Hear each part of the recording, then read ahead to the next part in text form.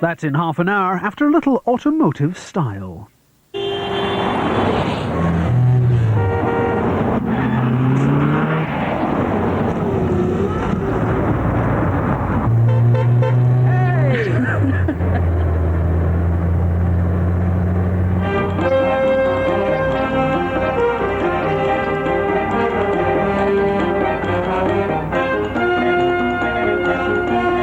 Ford Consul has not turned a wheel for 12 years. Today, its owner, John Wilkinson, is going to run it on the private roads of a country estate. We thought it was a very neat, clean-lined motor. When we ordered this car, I think it must have been in production some 4.5 years, because it was actually brought out in 1950. The Consul's American styling influenced the look of all British cars.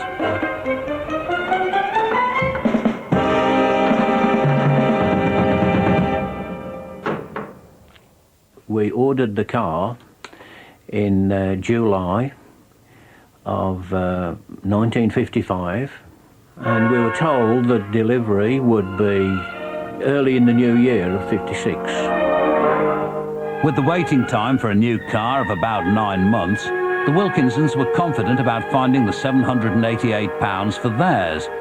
But then they heard it had turned up early. It said, "We are pleased to inform you that your new Ford Consul has arrived." Oh dear, real panic stations then. But we managed it. And it says, "Call and see us as soon as possible to arrange delivery." We went there, and there it was, in the edge of the showroom there. And, well, I wanted to sleep in it for the first few nights. It was so marvellous. You know, the room, heater, radio. Unbelievable. And it became part of the family. It wasn't just comfort that made the Consul different.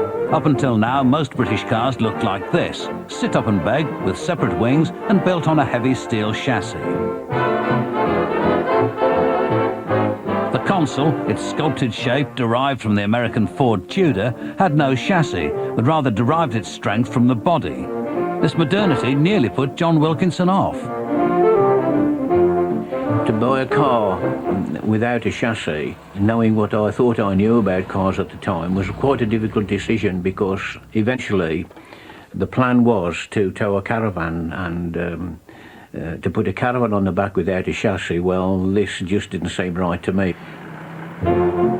But John, a former engineering draftsman, took a chance and found that the Consul was ideal for towing the caravan on family holidays. For a mass-produced car, the Consul's technical sophistication made it a milestone on the road to modern motoring, and a revelation to drivers at the time. Mechanically, it had got a lot of features which was really out of this world. To have independent front suspension was, well, if you'd driven the cars that I had driven with the cart springs on the front, then you come to independent front suspension, well, you just couldn't believe it. This came at the time before the family arrived. I think really it holds such memories of fetching my son from the hospital, for instance. It's unbelievable what it's done.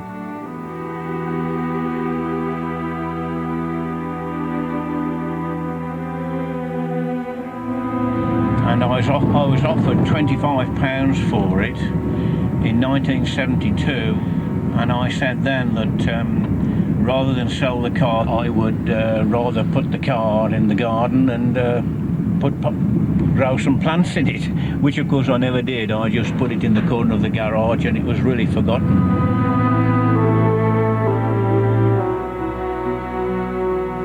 John's car played such an important part in his life that most of its paperwork survives. The actual repair charge schedule for the Consul and the Zephyr 6. And when you read some of these, such as Replacement of front suspension unit assembly, 11 shillings. That's just over 50p. Now this is something which I think is very unique today. Can you imagine putting that in the back of your car today and saying to people, please pass me, I'm ringing my engine. And there it is. That's the original one that I stuck in the back of the car. And was proud to do it, I tell you. Please pass. With its smooth, clean, stateside looks and spacious interior, the Consul had set new standards in value-for-money motoring. In America, the Detroit car giant General Motors was pushing motoring into the jet age. This is Firebird 1. Technicians make their last-minute checks. Harley Earl gives her a final paternal pat. The father of these concept vehicles was GM's legendary chief stylist, Harley Earl, who was transfixed by aviation and rocket symbolism. Earl had seen the future, and it had fins. For her first ring around the rosy of the Proving Ground Highway. The gas turbine cars never left the test track, but their jet imagery did, and found its way onto GM's British cars. As you can see on the dash panel of this, it's even got a rocket flying across the dash there, which is a Bell X1, I think. Doesn't bear much relationship to what the car is, but it was part of the styling concept.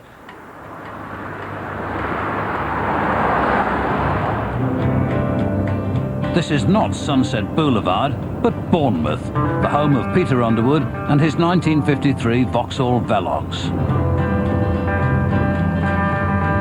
Owned by General Motors but based in Luton, Vauxhalls, like their Ford rivals, exploited enthusiasm for American style.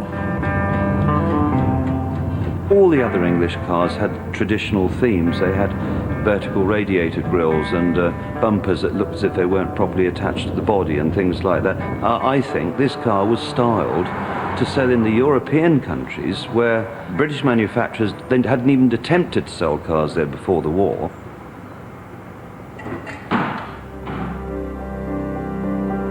Peter Underwood's enthusiasm for cars started in the garden with dinky toys when he was very young. On June the 15th, 1945, he graduated with this birthday present from Mum and Dad. His first motor. Well, pedals anyway. Later, it wouldn't be any car, but Vauxhalls that would become a lifelong passion.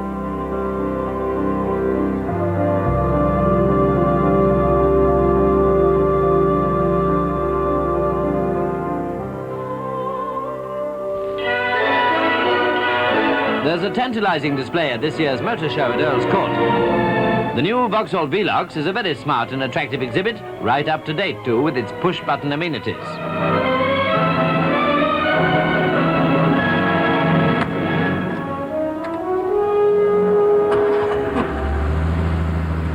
When I went to see it when I was 10 years old, I thought it was absolutely electrifying. And it was one of the first range of popular cars that came all in metallic paint, and they had two-tone upholstery. I had a sentimental attachment to this type of car because I learnt to drive on one. The family business was a Vauxhall dealership. For the first time, small garage owners like Peter's father were not just selling transport, but a futuristic style statement. The Vauxhall customer had always been possibly rather conservative in terms of styling, but this was a car really built for major world markets, and they had to take a chance. The chance that Vauxhall took was with their traditional customer base, the quite well off. Sales staff had their work cut out to assure customers that in spite of the radical new look, Vauxhall cars still embodied the same values. It was the bank manager's car, it was the dentist's car, it was the hotelier's car, the shopkeeper's car. It was a prestige car without trying to over-impress the neighbours, because a lot of people were quite worried about doing that sort of thing in those days. Whatever the neighbours thought, the E-Series Vauxhalls, with sales of over 350,000 in a 5-year production run, continued to prove the popularity of American looks. whether from Dagenham or Luton.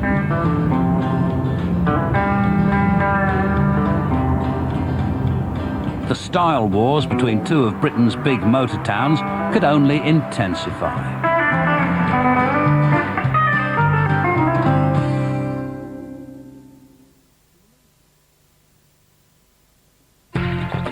'97, check performance.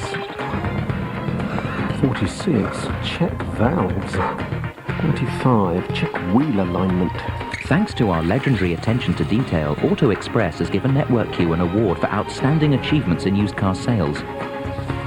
43, fit oil filter. Network Q, total commitment to used car quality. Vauxhall, raising the standard. So tax-free savings means I pay... Zero tax on your savings. Right. Run that by me again. The Halifax 10-minute tax-free savings check. Drop in and we'll show you how to pay nothing in tax on your savings. So I put my savings in one of these and there's... Zero tax. Does the government know what's going on? Oh, yes. The Halifax 10-minute tax-free savings check. Tax-free savings made simple.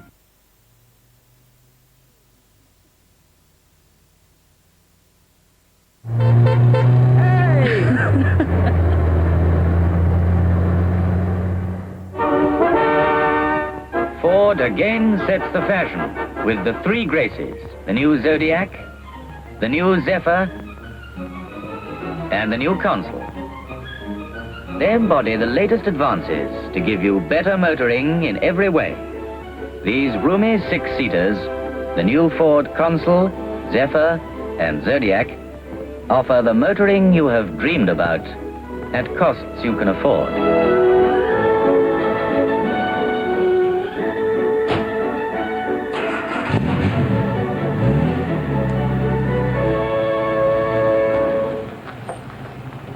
The top-of-the-range Ford Zodiac Mk2 was launched in 1956, and one of its major selling points was its two-tone paintwork.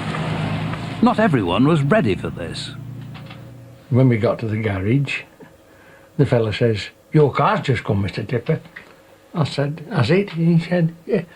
He said, "It's there." I said, "That's not it." I said, "I ordered the maroon Zodiac and that's two-tone." I said, "I don't want that." And I said, "In any case, we've just followed you from Lichfield, this car. It's been in 70 miles an hour all the way to Burton." So I said, "If there's anything wrong with it, if we have it, you've got the picture." So he said, "Well, what are you going to do?" I said, "I'm going to do nothing. You're going to put it right." He said, "What do you mean we've got to paint it out?" I said, "You've got to paint it out if you want me to have it." And he says, "Well, I suppose we'd better do it." A 1962 Ford Zodiac, and been in the family from new. She's a wonderful car. Pop always used to, well, look after his car fairly well. He had a Mk1 Consul in the day, and towards it was getting a little bit ropey, you know, so he was out for a change. And at that point, I'd always admired the Mk2. Glitzy, lots of chrome, headlamp bezels, wheel trims, all this kind of thing.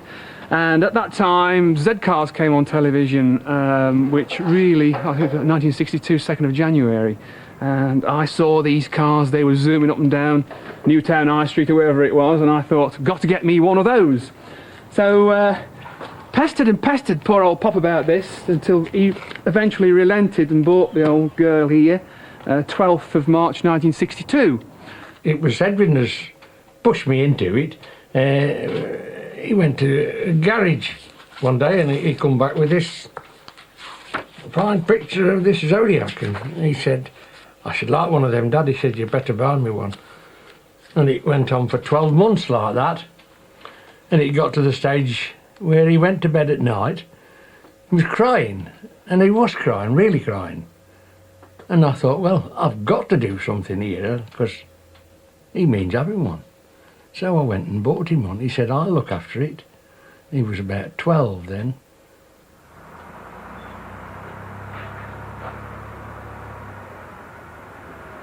So got the car and away we go, enjoying all the chrome and the leather seats. We've now got a cigar lighter and a radio and all the gear. Underneath is monocoque chassis, same as the Mk1, but of course a much bigger car, definitely a 6-seater.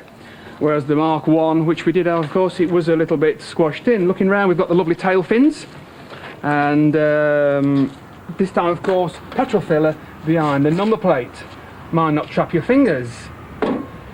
Tow bar to be noticed, of course, because farmers, well, they have lots of things to drag around. We've always got trailers and things, and after all, until quite recently, we had nothing to tow a car transporter, so out came the Zodiac and she did all the work for us. Column change, 3-speed, no overdrive, just put your foot down and away you go. Quite peppy for the day. 2,600cc under the bonnet, straight 6, which I shall now show you.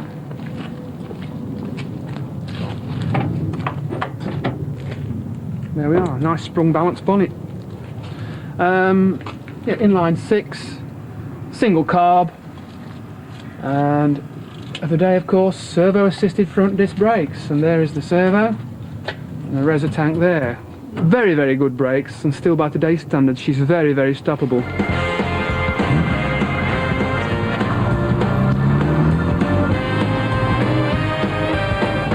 It ran for the first 6 years before we really did anything towards looking after it as such. It was just an everyday working car.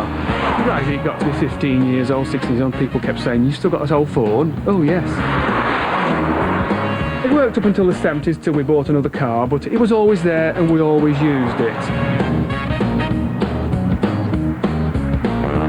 With their modern but restrained image, the Mk2 Fords dominated the mass-produced large car market in the late 1950s. A market that Vauxhall had their eye on.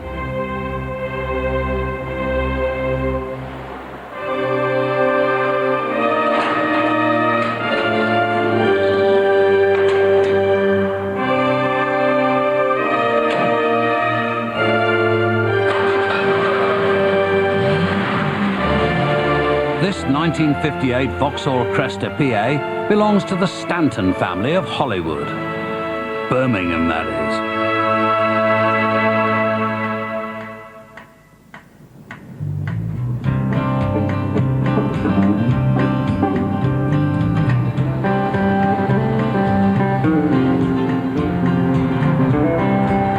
Launched in the gloom of the winter of 1957, they were offered in a range of colours never seen before in Britain. The Stanton's car is not pink and white, but royal glow and ivory. If you look at some of the Vauxhall advertising, the brochures of the period, these cars were in fact aimed at the middle classes, the pipe smoker and the golf playing brigade. It was only the rock and roll fraternity that really latched onto the bright colours and the chrome and the general razzmatazz of these vehicles. That's, you know, it's a bit of a misconception that they probably think that they are rock and roll cars, when in fact they were never designed or aimed at that market. At over £1,000, considerably more than a Zodiac, Vauxhalls were unlikely to find many Teddy Boy customers. They were hoping to sell pink and white cars to bank managers. This is motoring in the modern shape, graced in the colours of tomorrow, set off in its distinctive style by bright work of chrome and stainless steel. This is the shape that is low, wide and handsome.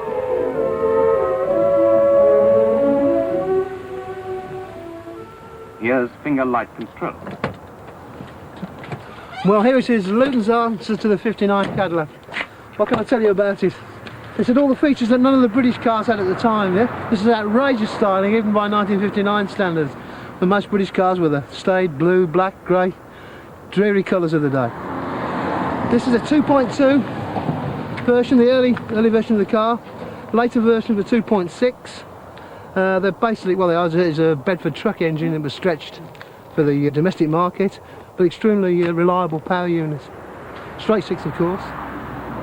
Vauxhalls, under orders from GM's styling division, still dripped romantic aviation symbolism. Yeah, well, the bomb sight, that was discontinued on the later cars, I would imagine because of the safety legislation. But beautiful feature. You wouldn't see that on a modern car today. So the safety people would have, you know, made them scrap that. But, you know, beautiful feature for a car. 1950s era. Exclusive, you know. You never see that again. This is a early 3-window PA, as it's designated. And you can see why, because the later cars had a one-piece screen from 1960 onwards, and they always refer to these vehicles as a three-window, hence 1, 2, 3 screens on the rear of the vehicle. Tail fins, this flasher unit here is incorporated into the end of the tail fin. Later cars it was incorporated into the tail light. The oval tail lights, most people consider these to be the most desirable tail lights, much more artistic and much more visual appeal than the later cars. The Vauxhall Cresta represented the pinnacle of the American look transplanted onto British roads. This was quite an expensive vehicle in 1959, just over £1,000, where you could buy a basic Ford 100E or an Austin A35 for half of that price. It was you know, an upmarket vehicle. This is luxury from Luton, in other words.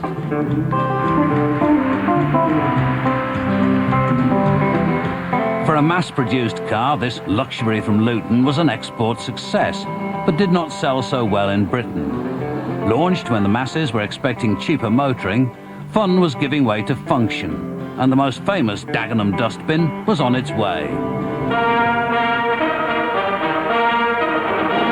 Cortina Mk2 and the Winter Olympics. The two-man bob racing provided one of the thrills among early events. Cortina was a famous resort which hosted the 1956 Winter Olympics. Millions watched on television, and the town became a household name. It was also the name Ford gave their newest car. Championship sleds travel the course at about 50 miles per hour, and the Cortina exceeds that speed while taking some of the turns with only 6 inches of clearance. Former world champion Jim Clark says it's the most exciting sport he's ever tackled. We'll take his word for it. It wasn't just the name that was Italian, as one of its designers, Charles Thompson, remembers. I think I was influenced more by the Italian stylists at the time, particularly with the front end. To me, it was more Italian than American. It's really an amalgam of all kinds of ideas and shapes.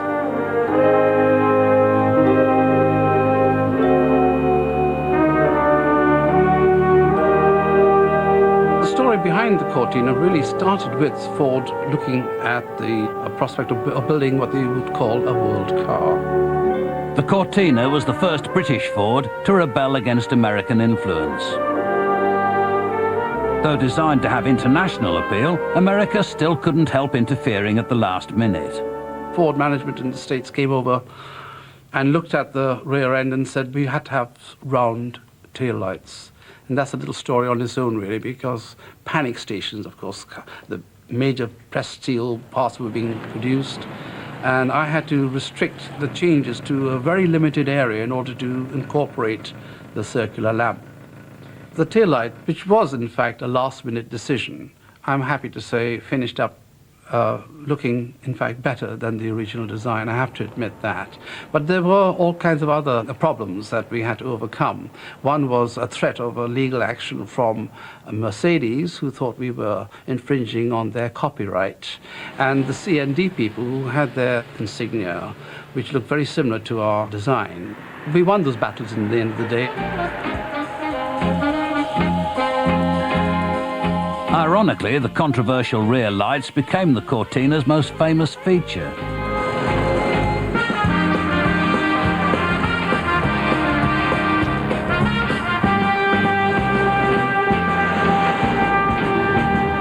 It was a success from the start, and more than 1 million Mark I Cortinas were sold during its 4-year lifespan.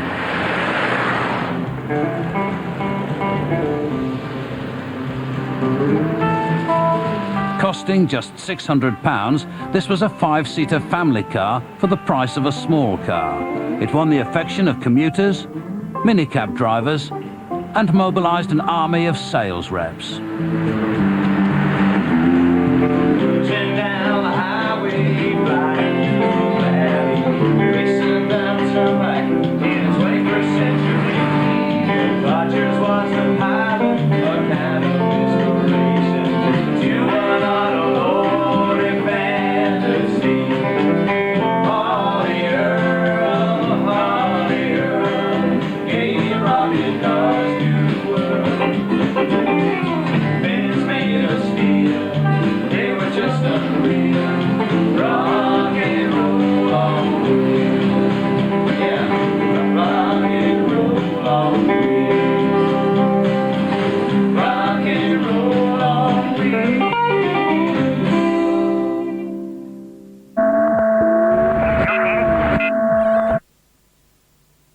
A Channel 4 book entitled Classic British Cars to accompany the series by Brian Johnson and Jeff Daniels is available now in the shops, priced $18.99. Also, a Channel 4 video featuring highlights from the series will be available in the shops from the 3rd of May, priced $12.99.